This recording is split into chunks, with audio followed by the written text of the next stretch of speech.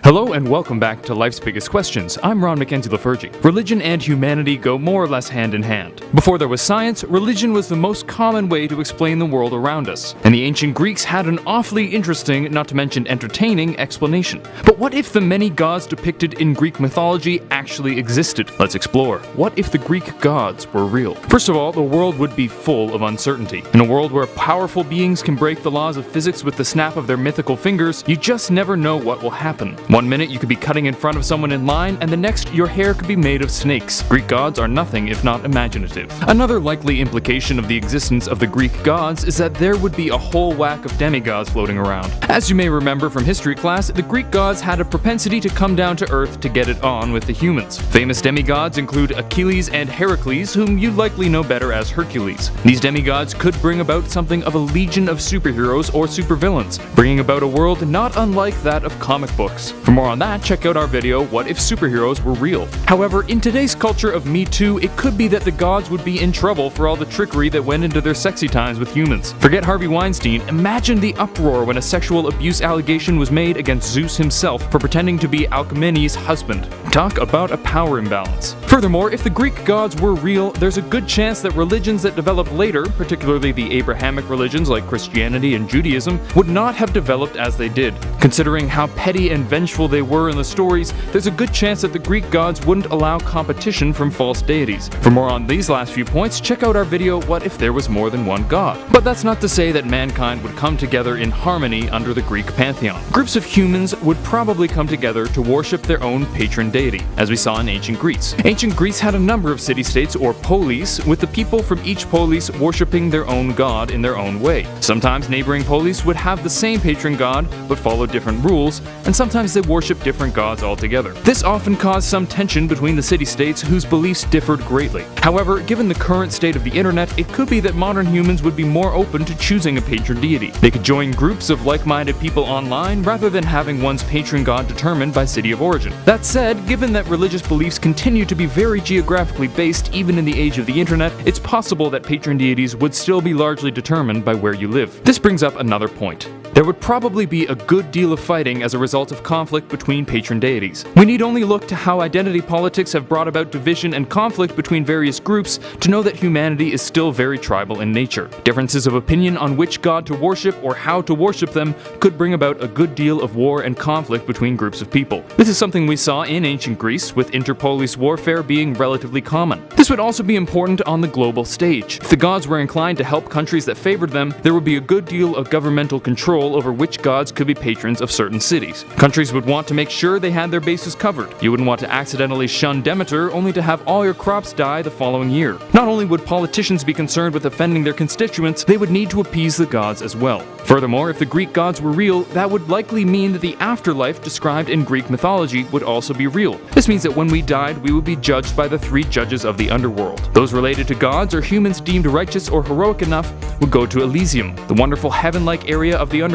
Ordinary people with some good deeds and some bad would be sent to the asphodel fields, full of blandness and neutrality. Finally, those deemed wicked would be sent to Tartarus, where they would be punished for eternity. If this was known to be true by humans, there's a good chance that most people would try much harder to live a moral life, for fear of ending up in Tartarus. While the biblical hell, as well as personal moral systems, currently prevents most people from committing evil deeds, the knowledge that you will actually be punished forever if you're a jerk would probably be a bit more effective. This could bring about some change even in the most moral of people. And now we return to our question, what if the Greek gods were real? Well, the world would be a very different place. Angry gods would be doing whatever the heck they wanted, while their half-human spawn acted like spoiled superheroes. People would be fighting to gain the favor of their patron deities, while trying to avoid being sent to Tartarus. The Egyptian gods are some of the most fascinating and are shrouded in an almost magical mystery. But what if we still believed in them today? What if they were real? Hello and welcome back to Life's Biggest Questions. I'm your host Rebecca Felgate, and today I'm asking, what if the Egyptian gods were real? So,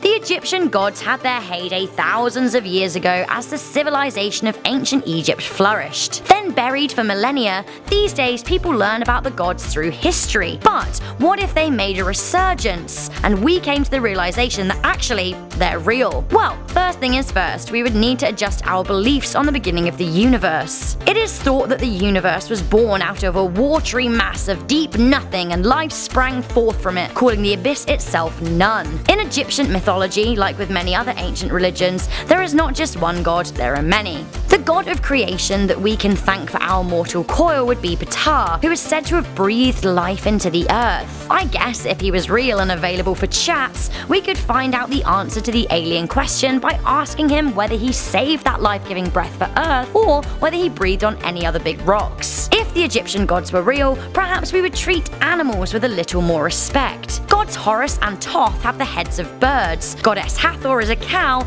whilst Tawet is a hippo goddess. What this means for half human, half animal breeds in the realms of reproductive possibility, who knows? Speaking of animals, if the Egyptian gods were real, cats would rule the school, nay, the world. Who run the world?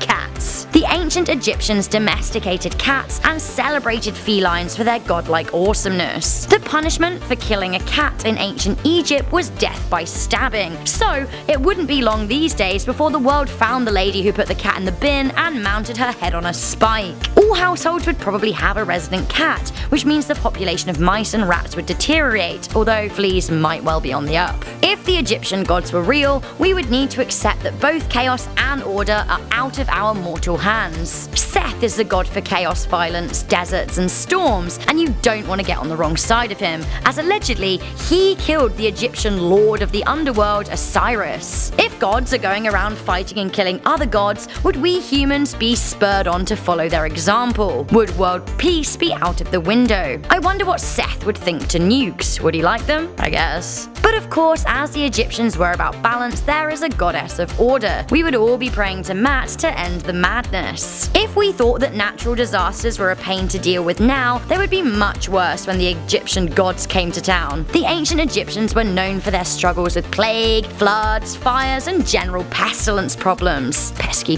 pestilence. In ancient Egyptian literature, it seems that many of the gods ruled earthly kingdoms, and it is possible that they may wish to return to that way of life. Step down Trump, Merkel, May, Trudeau, Jong, and Jinping. Aemon, ruler of Thebes, may be once again back in town looking to regain his influence. Building from that, if the Egyptian gods were real, where would this leave the modern-day stronghold of political power? Would we see a shift from the west back to the east? Would the arrival of Egyptian gods mean that Egypt was the new superpower? Questions. Musing on the problems in the east, I wonder how the Egyptian god Isis would feel about the jihadi terror cell using her name. Hopefully, she would come down hard on those murderous beheaders. Of course, if the Egyptian gods were real, our funeral arrangements would be a touch different. We would see an upturn in mummifications, and the billionaires of the world would be investing in their own pyramids. How the other half live. The Egyptian gods were historically appeased by offerings and rituals, so we'd need to clear time in our schedules for a few sacrifices and some scheduled praising. Sounds kind of like exhausting, actually. Many of you might not know much about Norse gods beyond Thor and his formidable hammer. For instance, did you know that most of the days of the week are named after them?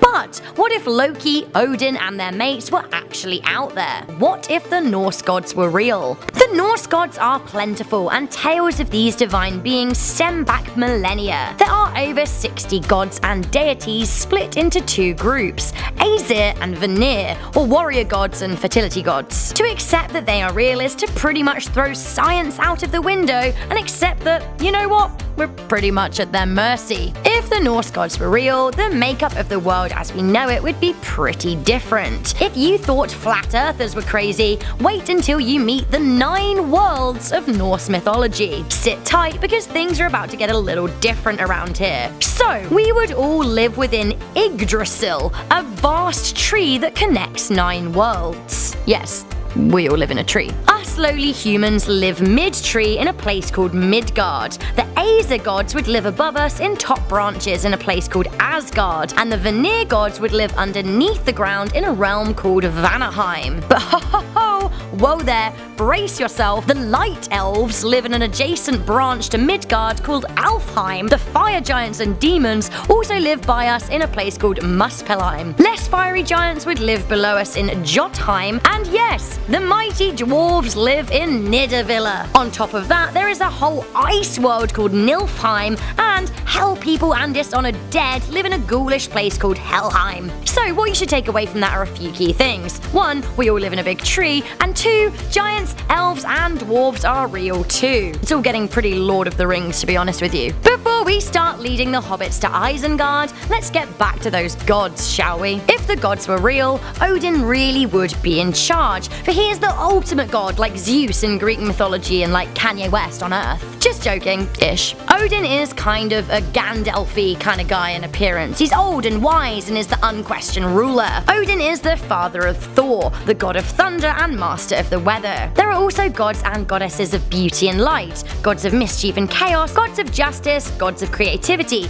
gods of the ocean, gods of nature, gods of fertility, and gods of fate. All of this leaves humans pretty meek and at the gods' mercy, but I have to wonder, if the Norse gods were real today, how would they feel about the rise of technology? How would they feel about robots? Norse mythology paints a very pastoral existence, but I would love to know what Odin thinks to AI. Does he use Siri? Do gods have smartphones? I've just got so many questions. Forget smartphones though. According to Norse mythology, the gods kind of actually enjoyed wreaking havoc on humans, so I wonder what they would think to our space exploration programs or our quest to dig to the mantle of the Earth. Have they just let us believe in a round Earth amid a solar system, amid a galaxy, amid a universe for just one big joke? So, what would happen when we died if the Norse gods were real? Well, those who died in combat would reach Odin in Valhalla or join goddess Freya in Volkvagner. Now this is worrying because it'd probably be a bit of a green light on warfare. Now this would encourage martyrs into war in an age wherein the world actually needs peace. Of course, the age-old question when it comes to any god being real is,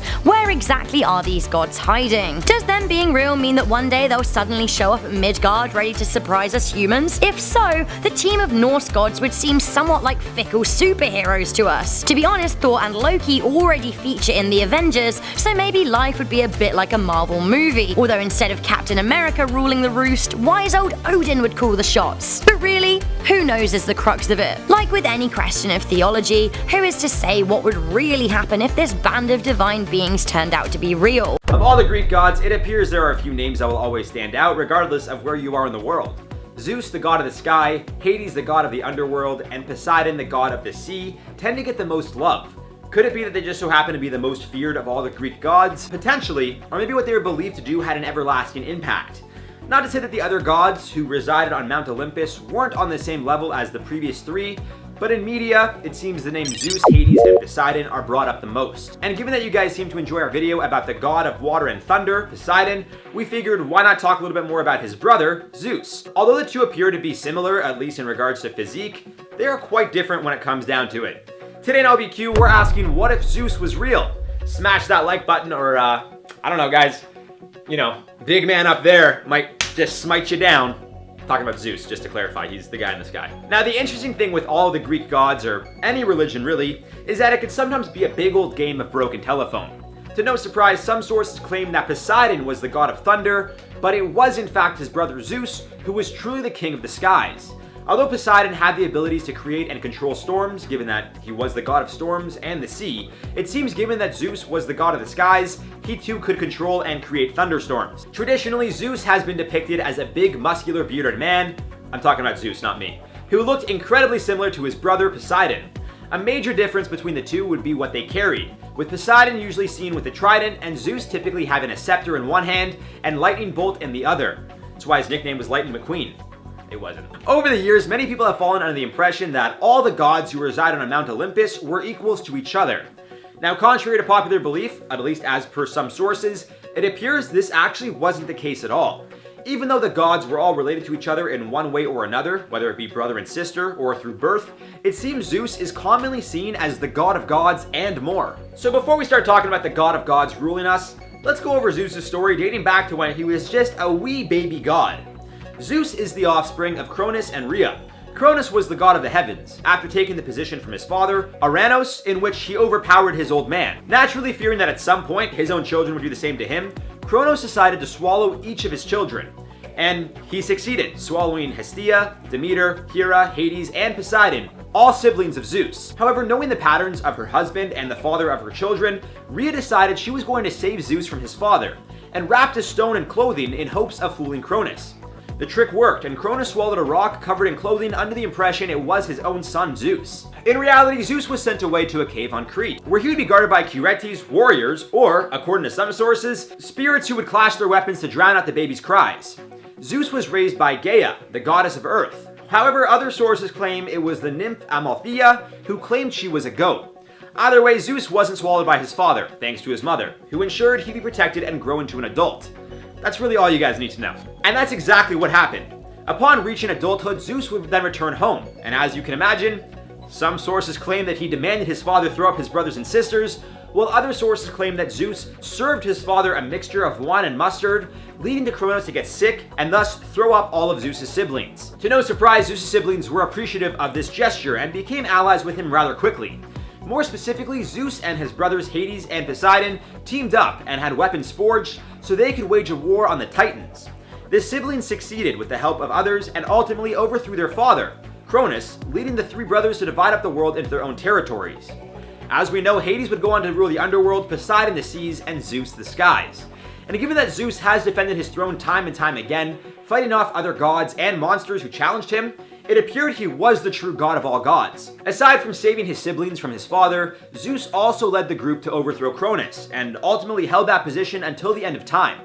He would go on to marry his sister, Hera, and they would have numerous children together. However, our boy Zeus, he was a bit of a dog, and let's just say he enjoyed himself time and time again with numerous women. This man got around, and was not ashamed of it. But I mean, imagine if a literal god wanted to get with you. How could you say no?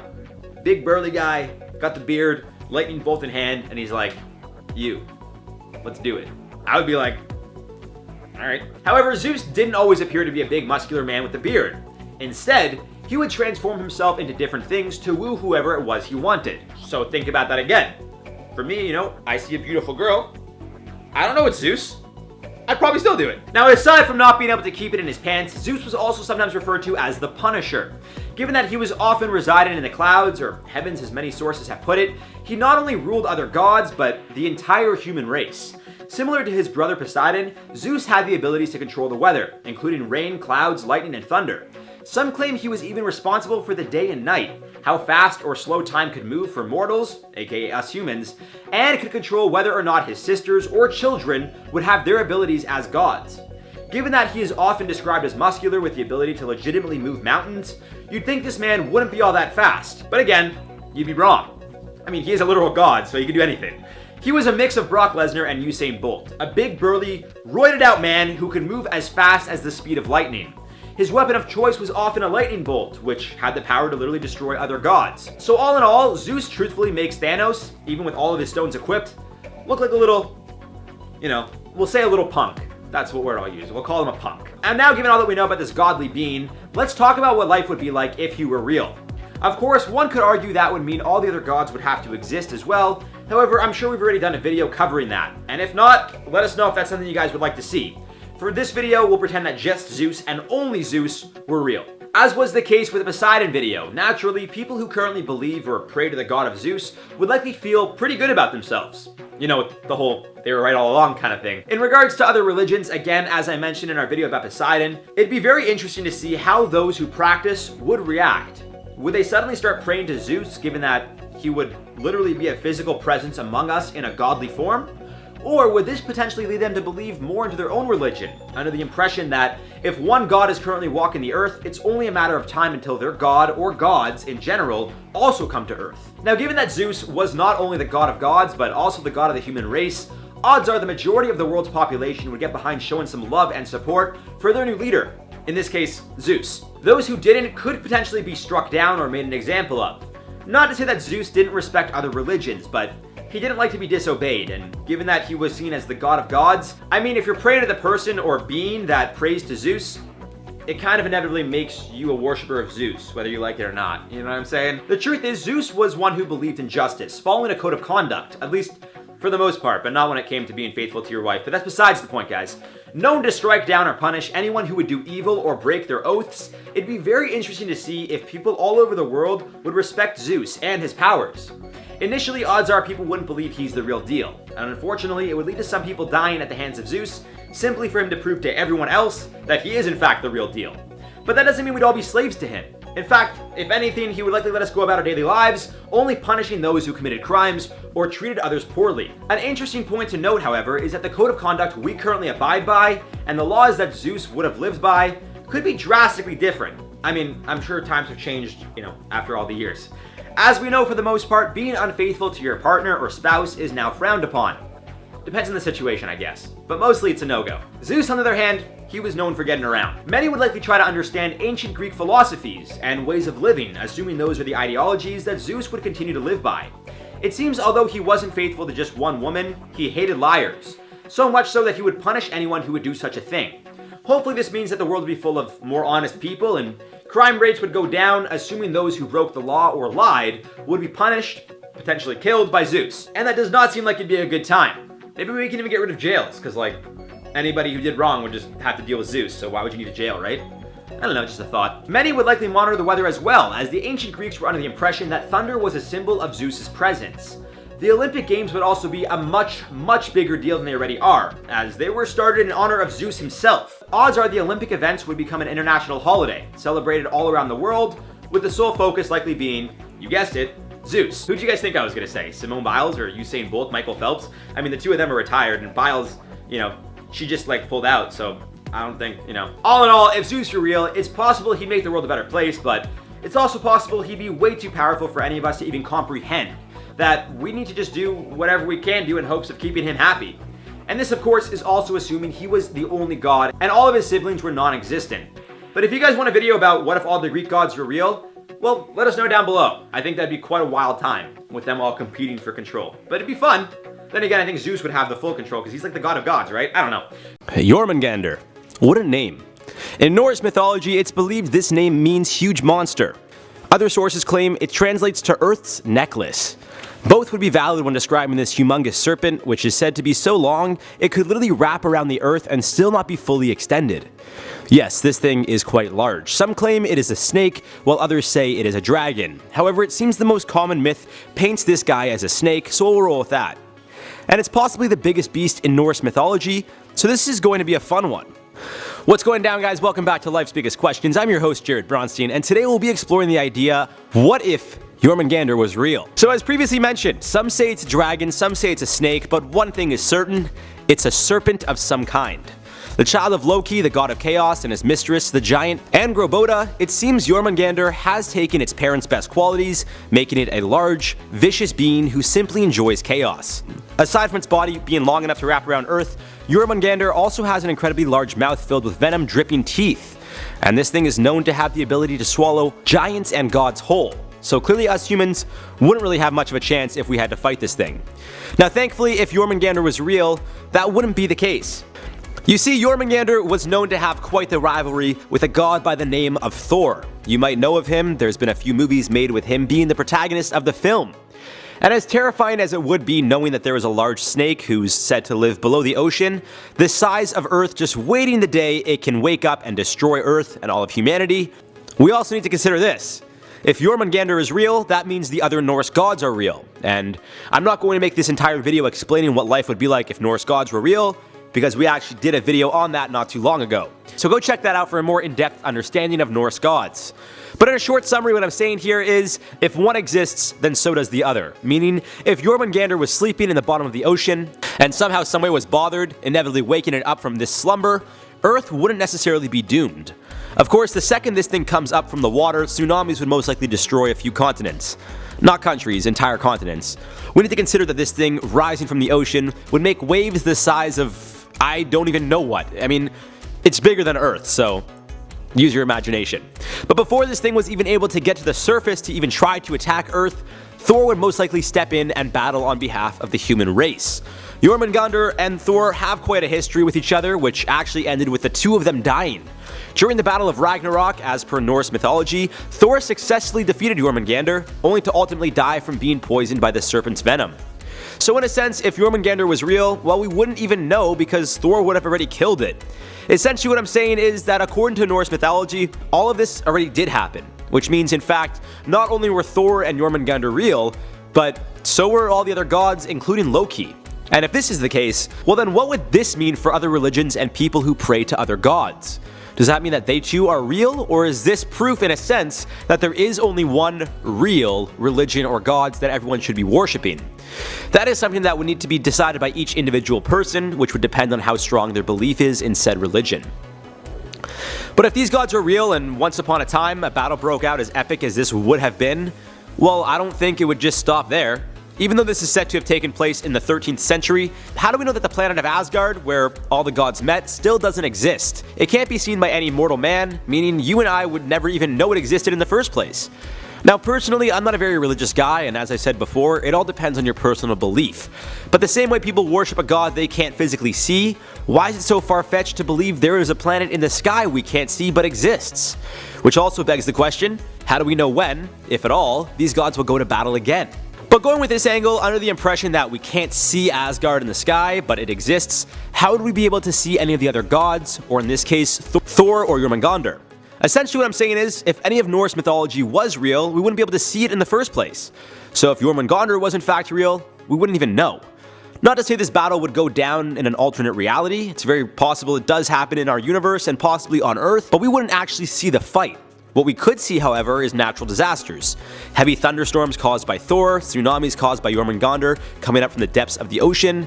To us, these would just be a regular occurrence and Mother Nature doing its thing, but in reality, it'd be a battle between a couple epic, larger-than-life gods.